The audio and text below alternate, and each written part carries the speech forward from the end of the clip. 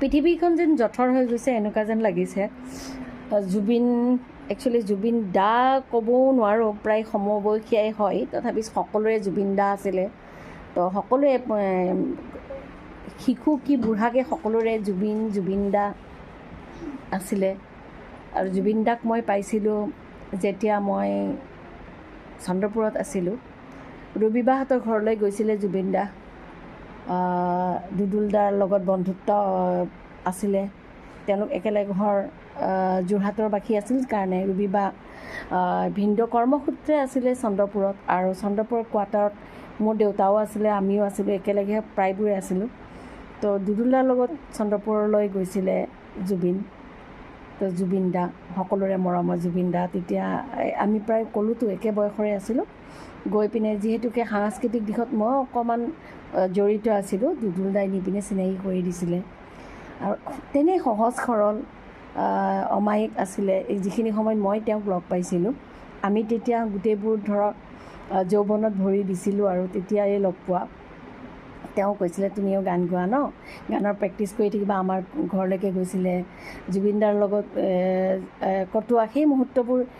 তেতিয়া ভবা নাছিলোঁ যে জুবিন বোলা সেই মানুহজন, সেই ল'ৰাজন এটা সময়ত আমাৰ হিয়াৰ আমঠু হৈ পৰিব। তাৰপিছত প্ৰত্যেকবাৰেই মই কোনোবা নহয় কোনোবা প্ৰগ্ৰেমতে যেতিয়াই যাওঁ, জুবিন দাৰো প্ৰগ্ৰেম থাকে, মই গৈ পিনে যেতিয়া থিয় দিওঁ তেওঁৰ ওচৰত, চিনি পাইছানে বুলি, তুমি চন্দ্ৰপুৰৰ পূৰবী নহয় জানো, খুব সাধাৰণভাৱে কথাখিনি কয়, গান গাই আছানে তুমি, তেনেকৈ সোধে।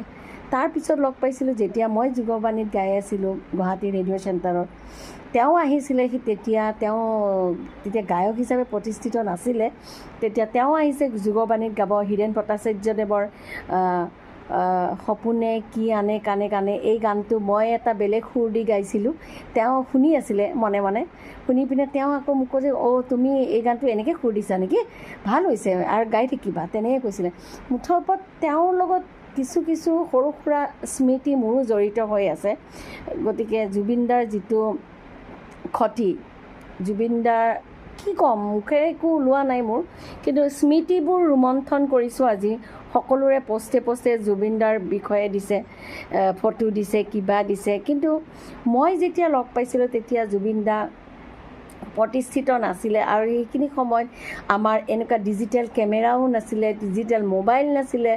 আমি এই পোষ্ট অফিচত চিঠি দিয়া বা কেমেৰাৰে ফটো মাৰা আৰু তেনেকুৱা কিছু মুহূৰ্ত। তেতিয়া ধৰক হাৰ্ডলি কিমান বয়স আমাৰ, মোৰ বয়স ধৰক 19-20, জুবিনৰো বয়স 19-20।